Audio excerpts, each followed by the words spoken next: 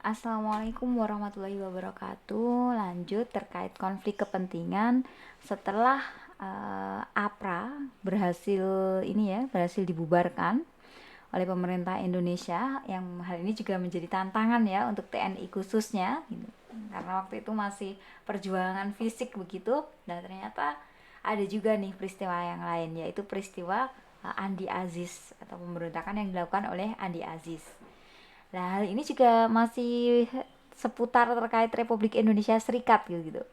Jadi Andi Aziz ini bersama sejumlah mantan serdadu KNIL gitu menuntut APRIS KNIL saja yang bertanggung jawab atas keamanan di negara Indonesia Timur atau NIT. Jadi ini tuntutan ya, menuntut bahwasanya KNIL saja nih yang apa namanya yang bertanggung jawab atas keamanan negara Indonesia Timur. Lah, Andi Aziz ini juga menolak masuknya APRIS TNI yang dipimpin oleh Mayor Worang dari Pulau Jawa. Ngapain kok dipimpin orang Pulau Jawa? Mungkin begitu ya. Gitu.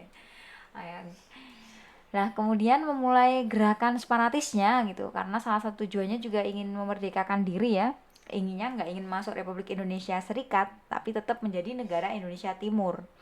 Hal ini yang pertama menangkap Letkol Ahmad Yunus Mokoginta sebagai pejabat Panglima Teritorium yang di wilayah Indonesia Timur bersama staf.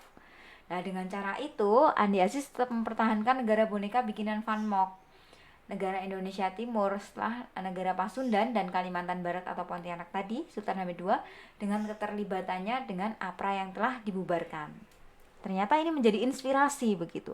Ternyata yang menjadi inspirasi itu nggak hanya hal baik aja ya. Ternyata hal yang tidak baik pun juga bisa menjadi inspirasi untuk kelompok-kelompok tertentu. Kemudian yang pertama yaitu pelaksanaan ekspedisi penyerangan APRIS ke Makassar dipimpin oleh Kolonel Alex Kawilarang. Jadi pemerintah menurunkan TNI gitu ya, atau APRIS gitu ya. Dulu kita nyebutnya APRIS itu untuk apa ya bahasanya? Apa? Mendamaikan dulu nih dengan berbagai cara gitu ya. Ya, ini waktu itu dipimpin oleh Kolonel Alex Kawilarang.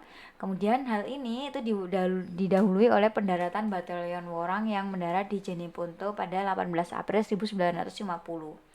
Kemudian serangan APRIS TNI pada 26 April 1950 ternyata berhasil menduduki Makassar. Akhirnya Makassar bisa dikuasai nih oleh APRIS TNI. Sehingga hal ini menjadikan Andi Aziz itu tertangkap dan juga menyerah kepada TNI, APRIS TNI.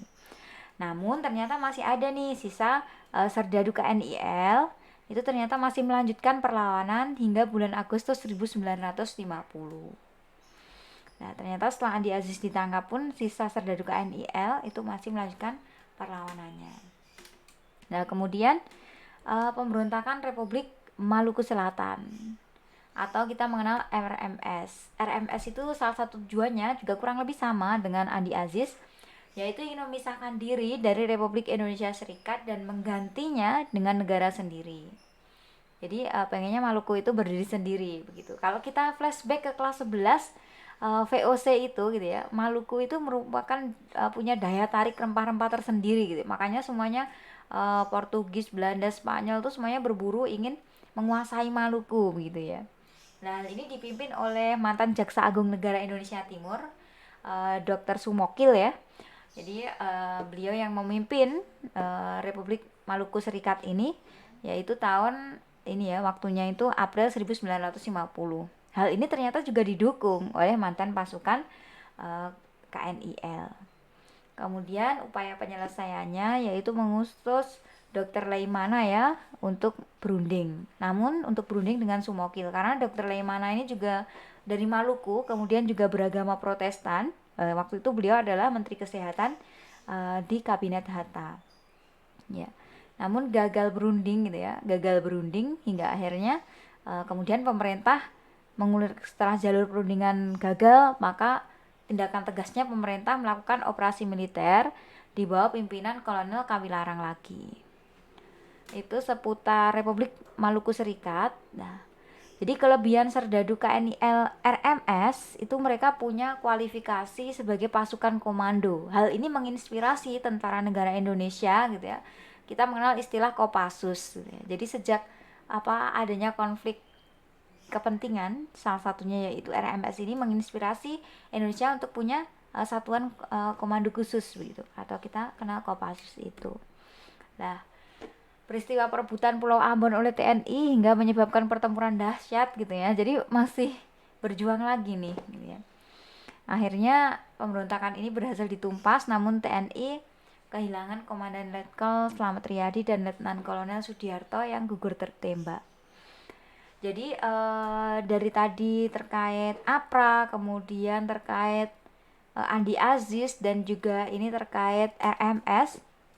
Ya, ada beberapa hal yang perlu kita tarik benang merah ya, dan juga konflik ideologi mulai DITII, Komun PKI dan seterusnya, bahwasanya ternyata kalau dipikir-pikir kalau misalkan mereka itu menganggap bahwasanya nggak mau bergabung dengan RIS karena sebagian besar didominasi oleh orang Jawa dan orang Islam, tapi mengapa kok ternyata juga ada pemberontakan-pemberontakan yang dilakukan oleh orang Islam sendiri begitu ya. Jadi luar biasa gitu ya, ada banyak hal yang perlu kita pelajari. Dan apa yang bisa kita ambil hikmah dari pelajaran kali ini ya, karena waktu itu Sumokil akhirnya berhasil melarikan diri ke Pulau Seram, dan lumayan lama loh, waktunya kurang lebih sekitar 12-13an tahun ya, hingga akhirnya Sumokil ini berhasil ditangkap gitu ya, dan akhirnya dijatuhi hukuman mati.